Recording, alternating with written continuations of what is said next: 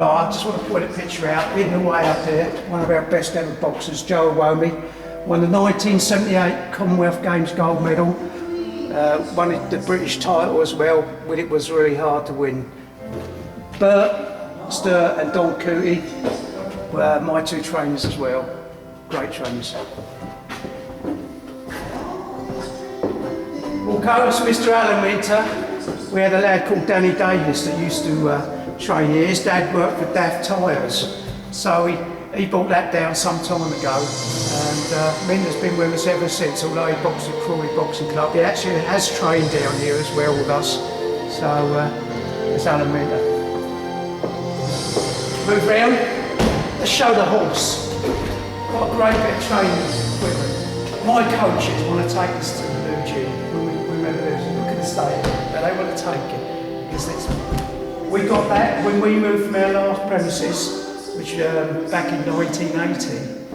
That was in the gym at the orphanage. Yeah. Okay. I was in the gym at the orphanage. When we moved from the gym at the orphanage, we took this with us. Just show you a couple of pictures. Lost and found, Matt Granger, one of the best boxers we ever had.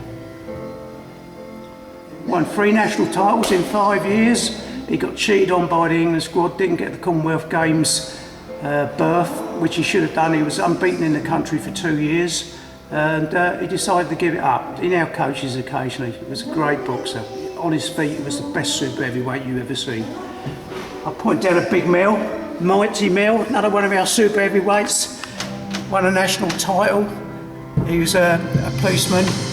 Unfortunately, Mel started too late, really. You know, he didn't really start boxing until he's 30, but he was a tremendous guy. Andy Ewitts. Andy's a coach with the club at the moment. He was one of the nicest boxers we've had. Had no power, but one of the nicest boxers that we had. We just move around a little bit quickly. There we have Big Danny Williams, just a small picture. Big Danny Williams just won a national title for us. He's our last national title holder, won it in June. Boxing the European Youth Championships in Hungary just recently, done us really proud. I'm going to move on really quickly to some of the lads here. Danny Haslam, superb bantamweight, top class bantamweight. There's me and Bert there. Paul Cooper. He went up with he never boxed for England, but went up to the English national training. It's me and Bert again. Kieran McMahon, probably the finest boxer we've ever had. Never won a national title. Went up to the England squad, and Kieran was a bit headstrong, and he wanted to do things his own way. Just move on, a very, very old photograph. You probably won't see it. Eddie Tedder, our junior coach, retired to Cyprus. It's up to Joe Womi again. Paul Allen, one of the most exciting boxers we ever had. He never stepped backwards. Lovely guy. As our boys, this would have been back in about 1974, around there. We had a couple of talented lads there. One of them was Peter Keep. John Fletcher, let's make a mention of John Fletcher there.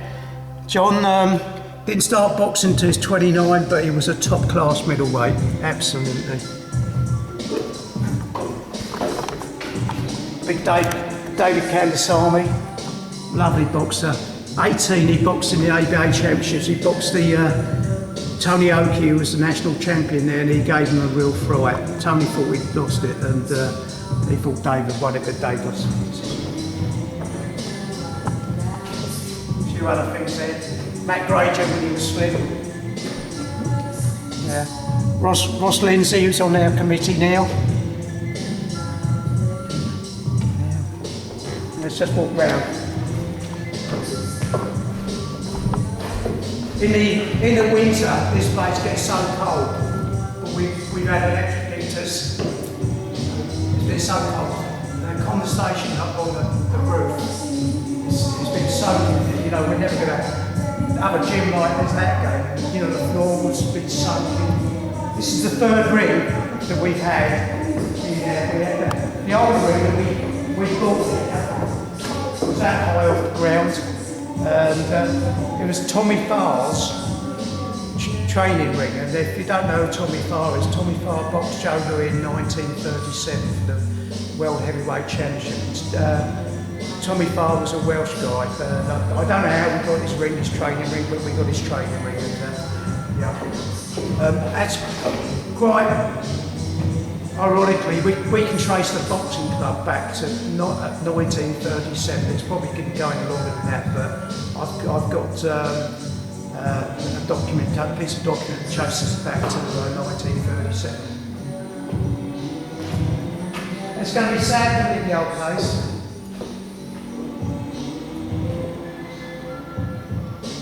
A lot of memories. But really fitting that we got the champion, the most charismatic sportsman there's been. So when we came in here, Ollie, we never had any of that. It was just the corrugated roofing in there when we first came in. Obviously that was put in afterwards. But I can't put in words what we owe people like Ken Henry.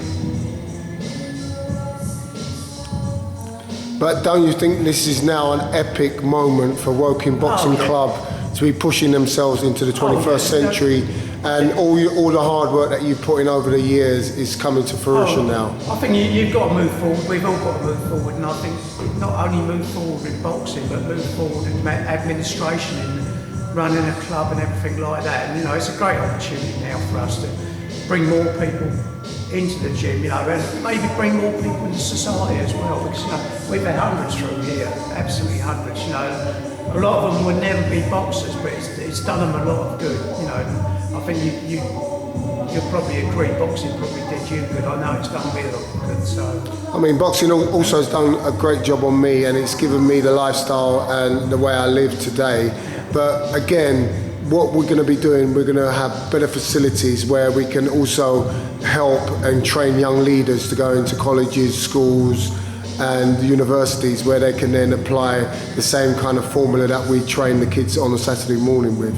Don't you think that's going to be fantastic to do that? Yeah, it's a big opportunity for us to put something back as well, something that other people have given us, in the role that we've taken in boxing and everything like that. So, it's going to be sad, to think some of the boys have walked this door. I suppose you got to look at it kind of like mixed blessings, because also, in the next few coming months, with all the stuff that's building towards the 2012, and the kids actually walking in that gym knowing that gym's going to be part of history, it's going to be nostalgic for them kids. It's going to be like, wow, every kid's going to want to sort of sign up.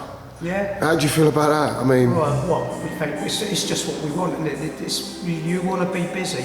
You want kids in here and adults. You want all these people in here. You want to be busy. You want to be successful as well, but you also you want to be able to give something to people.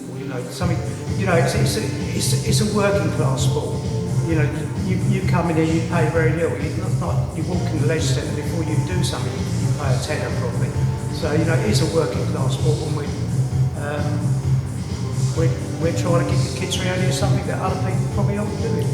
Also, I think with the new gym in tow, I think the numbers that we'll have coming through are going to be quite scary. How do you feel you're going to be able to cope with all that? Because obviously with new places come new interests. How do you feel you're going to deal with the new interest of everyone flocking? I think we will do. We've been, we've had times when you couldn't move in here, when it's been uncomfortable, and you've had to say, we've got to block the membership. It's uncomfortable and it's not safe. So, with the new gym, obviously, as you've seen, it's going to be a little bit bigger. We're going to have better changing rooms and everything like that. And hopefully, we can now put more sessions on, and we can put alternate sessions on. People probably don't want to box, and just want to keep fit. Bring young ladies into it that want to keep fit, and maybe learn a little bit of self-defence. So, we're moving forward. We've all got to move forward, and, it's going to be a great opportunity. Well, I just think this is an absolutely historical moment for Woking Boxing Club to move from the time it started to where it's gone to where it's going to go. And like you have led it, and I think you should be really proud of yourself in all the hard work, because sometimes people actually don't understand or see the work that you do behind the scenes. So, you know, really, in some ways as well, you should give yourself a big pat on the back. But there are other people that, you know, that don't take any praise or don't get any praise for it, like our chairman Richard Gamage, and again Ken Henry, our president. You know, they're the backroom boys. No one sees what they do. They keep the club going. They keep it in good order. You know, we got coaches. We got coaches that are here all the time. We got coaches that aren't here all the time. You know. Also, I feel really honoured in the fact that I'm part of this as well, because I have never ever worked in any outfit where the committee are committed. The amateur is not amateur; it's professional, and everything's so up front. Everyone knows where they are, and that says leaps and bounds for Woking, in the sense that you have an organisation that is committed and organised. Well, that's the only way we would do it. You know, that's the only way we want to do it. You know, if you're organised, then everyone enjoys it. But if you come down on a training night and the coaches are organised, you know, the kids get up to what they want, and no one enjoys it. You know, you've got to be, you have discipline. That's what we have to do, try and get healthy pastime and discipline. And also another thing that Woking should be proud of is that you have a fantastic annual record of wins. Oh yeah, well, this year's been exceptionally good. You know, we've had, obviously, I told you about Danny Williams. We had Tony Vincent, that won the Three Nations, #1 in the country. You know, the seniors have had a great year this year as well. We got a real prospect in the Big Nick Webb, big super heavyweight, another super heavyweight. I don't know where we keep finding them from, you know. But hopefully we got the committed coaches, Paul and Jeff, Alan, Tony, Andy, Matt, and everyone else that gives a hand. Hopefully and yourself on it, of course. We can.